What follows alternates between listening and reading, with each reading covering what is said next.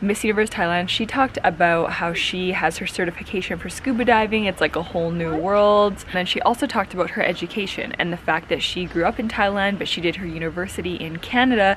And the reason she returned to Thailand is because Thailand is home. Her dad's Canadian, her mom is Thai, and she just didn't feel right in Canada, so she returned to Thailand.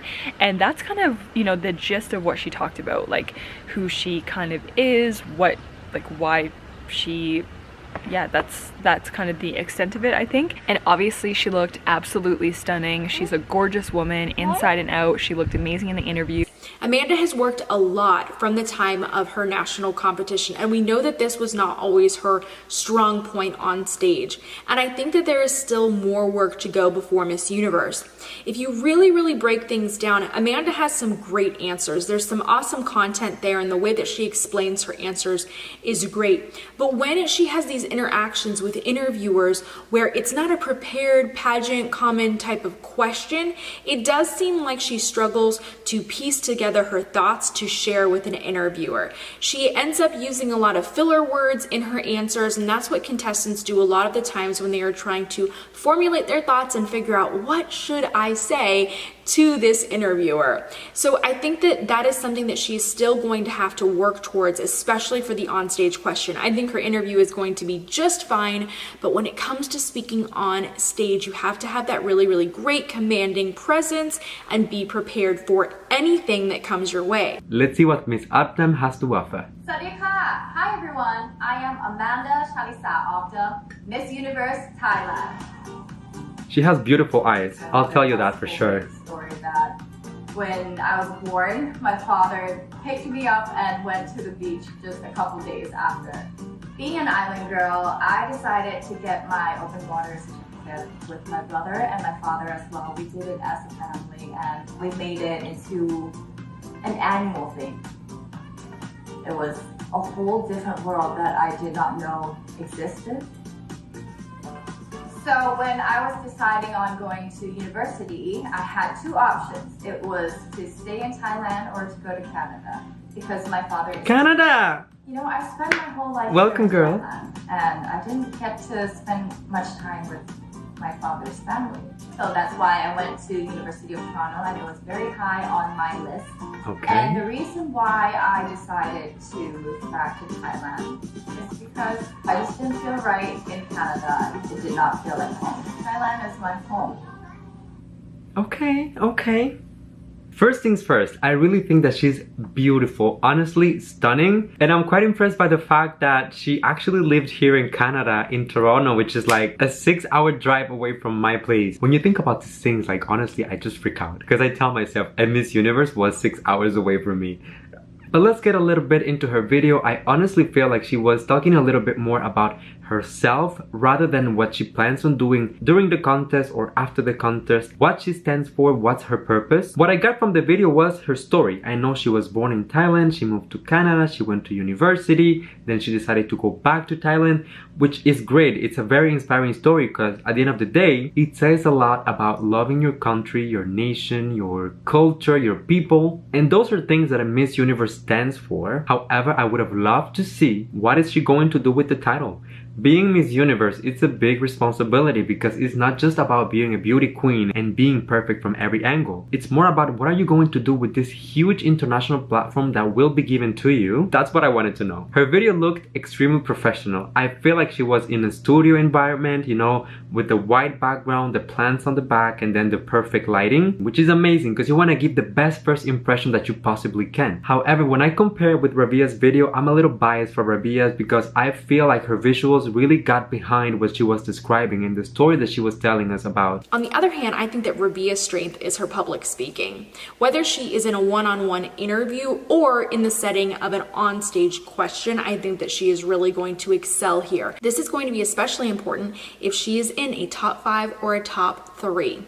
This could be the determining factor if we see Thailand and Philippines in that top 3 that would decide, I think, really everything at the end of the day. As you can see, Rabiya always speaks from her heart, but she's also very familiar with all of the things that she wants to hit on, all of the subjects and topics. In this one clip that we saw of her, she really talked about tourism and the importance of that for Iloilo City and how she set out to do that from the very beginning. She has very, very clear goals when she speaks, but she also speaks from the heart, and she avoids using filler words, which I'm a really big fan of. As for Rabiya, Miss Universe Philippines' interview, she talked a little bit more about herself, but then also if she were to win Miss Universe and like what that means. And keep in mind, this is not on the women to an extent, it's how Miss Universe edits it. So like them talking was probably 10, 15, 20 minutes, and they edit it down to 1 minute. So what we see from Rabiya is her talking about how she's a teacher and that education is one of the equalizers of people, and that if you get an education, you can have a better opportunity at getting a good job. She talks about her humble beginnings and that she sees the value of education, that if you come from a poor family, anyway, you know, you guys have probably watched it. And then she says, if I will be crowned as your next Miss Universe, I will do my best to champion for other people. We need a phenomenal woman or phenomenal women who are not afraid to speak and stand for the things they believe in. Rabiya was absolutely glowing. She looked beautiful as well. These women are both absolutely stunning in terms of their physical, facial features. Mabuhay. This is Rabiya of Mateo, all the way. She looks so beautiful. I really had my humble beginnings, and education had transformed my life. Oh. Now I am a teacher, and I hope that my students will see the value of education the way that I saw it. And I live in a country where there's a lot of poor families. And education is our social equalizer, that regardless of what fact. I really like that part, the social equalizer. That's deep. Something that I remember from my first reaction to Rabiya was that she is just so natural, so down to earth, and I don't feel like she's trying to imitate anyone. Two things that I love is that she is talking about her family, her humble beginning, her country, and how she's helping improve the situation through education. I even feel like in this case, the visuals are supporting her values. She is speaking about family and being humble from a place that looks like her room at home. And not only that, but I love how she incorporated the Filipinanas within her look. That is something that I learned from my previous Heart Evangelista video, and that I think it's amazing that when you have such an international platform, you're bringing something so unique about your country. She's representing for her people. Proudly have. What status of your family, if you educate yourself, you will be able to Helping land the people. a great job. If I will be crowned as your next Miss Universe, I will do my best to champion for other people. Because we need nowadays is not just a beauty queen with a beauty. She's like a Barbie But we doll. need phenomenal women who are not afraid to speak and to stand for the things that they do. Chills! Chills! That was amazing. I loved every single moment of it. All of the elements that I was expecting to hear, she delivered. Starting by talking about her beginnings, her family, what she does for a living, how she implicates herself into the communities, and trying to help her country and her people advance. All of those are very important elements that, in my opinion, are essential in order to even be able to get close to the crown. So Rabiya baby, great job. We're rooting for ya. Now it's time to check out Miss Thailand. This is the first time ever that I will be exposed to Miss Amanda Obdam. I was planning to watch every single video from each candidate, but I guess I will keep that video for later because you guys really wanted to see these two in particular. Just to be fully transparent, I don't really know her very well, so if this video does its job by the end of it, I should at least know who she is, where she comes from, what she stands for, and where she's going. In terms of like who stood out, I think that they were pretty equal because it's only 1 minute. What made each of them memorable was Miss Thailand because she talks about going to school in Canada. I'm Canadian, so that resonated with me and that was something familiar to me.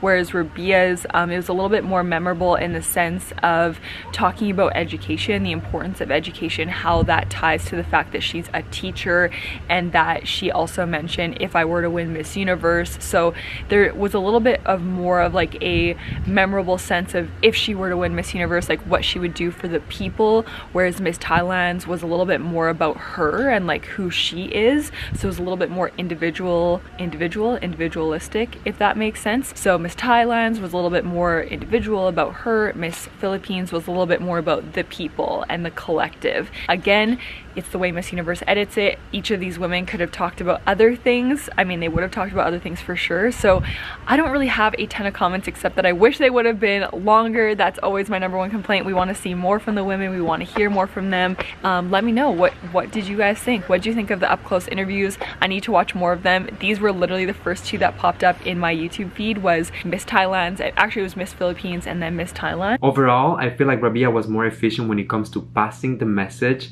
and getting all the elements in there. Miss Thailand did a great job as well because we got to know her a little bit. We know where she comes from and what she has achieved so far. But I really wish that I was able to get that little more information for me to determine if she's gonna be in like my top 10, let's say. What do you guys think? Do you share my opinion? Do you think something different? Let me know, because once again, this is an open conversation and I want everyone to participate for as long as we stay respectful. Once again, keep in mind that both of these ladies are beautiful, talented, smart, you name it. And they have gone through so many rigorous steps to get where they are today that by no means we should be sending hate in any way, shape, or form. So I think that if we look at everything in the totality of their interviewing styles, both are going to be strong competitors, but Rabiya is edging out Amanda, in my opinion, in this kind of setting for interviews or for onstage questions.